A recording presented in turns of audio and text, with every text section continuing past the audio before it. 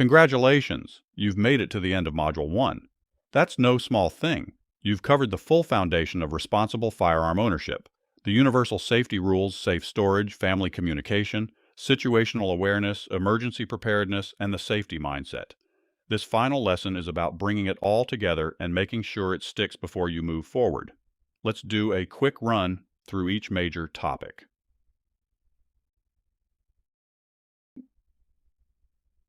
Everything in responsible firearm ownership starts with the 4 universal safety rules. Treat every firearm as loaded. Never point it at anything you're not willing to destroy. Keep your finger off the trigger until your sights are on target and you've made the decision to fire. And always know what's beyond your target. These rules don't take breaks, they don't have exceptions, and they don't stop applying because you're in a familiar environment. When all 4 are applied simultaneously, accidents don't happen. Internalize them as instinct, not as a checklist you run through.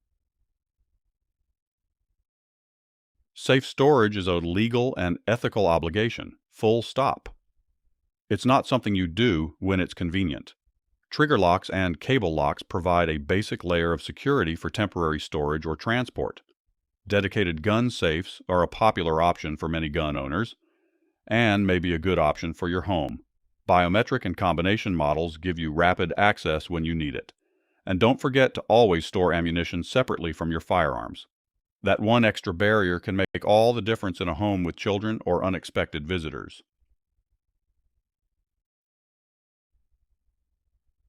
A household that talks openly about firearm safety is a much safer household. Children who understand the rules and feel comfortable asking questions are far less likely to behave dangerously if they ever encounter a firearm. For young kids, keep it simple. Stop, don't touch, run away, tell a grown-up. For the rest of your household, establish clear rules about who handles firearms, where they're stored, and what to do in an emergency. And don't forget guests. Never assume a babysitter, visitor, or family friend has your level of training or awareness.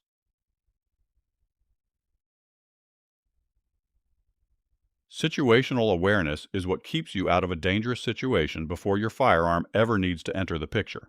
It's an ongoing process, observing your environment, identifying what's out of place, and mentally pre-planning your options.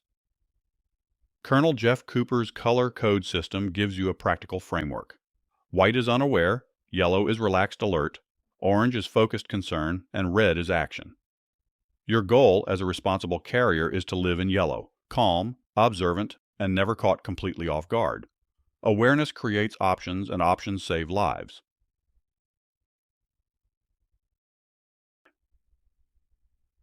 Your firearm is one part of a broader emergency plan, not the whole plan. Responsible owners think through scenarios in advance so that decisions under stress are already made. That means defining the realistic threat scenarios relevant to your home and lifestyle, designating a safe room with a communication device, and walking your household members through the plan until it's second nature. And always remember, calling 911 early is part of the plan. Know what to say and know how to communicate your status when law enforcement arrives.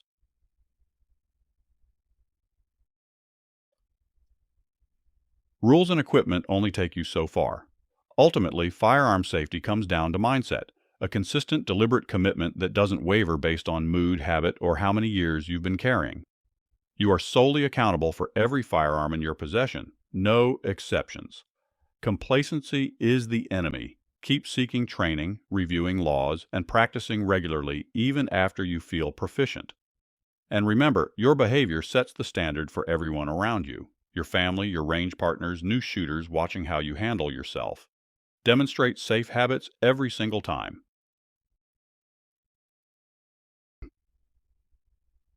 Before you advance to Module 2, you should complete the Module 1 knowledge review. Here's what it covers. Can you recite and apply all 4 universal safety rules without hesitation in any scenario? Do you understand the storage options available to you, when to use each, and your legal obligations as an owner? Can you explain how to communicate firearm safety to family members and how situational awareness reduces risk before a firearm is ever needed? And have you identified the key elements of a home defense plan, including when to prioritize avoidance and law enforcement contact over firearm use? I recommend that you take your time and answer these questions honestly. If you need to, go back and review the lessons in this module.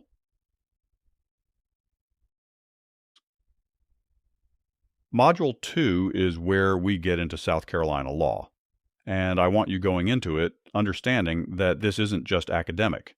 Knowing the law is a practical responsibility for every armed citizen in this state.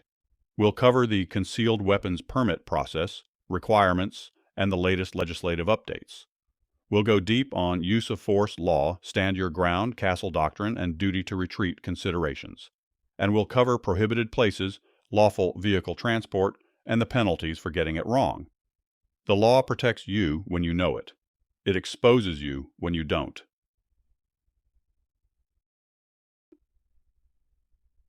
You've completed Module 1, and you've built a genuine foundation. The habits and mindset developed in this module will inform everything that follows throughout this course. Before you move on, take a few minutes to revisit any sections where you felt less confident. No foundation is strong if there are gaps you haven't addressed. When you're ready, you can move on to Module 2, South Carolina Law Review. Up ahead after that, Module 3 covers shooting fundamentals, and Module 4 brings it all together with responsible carry and continuing education. You're off to a strong start. Let's keep building.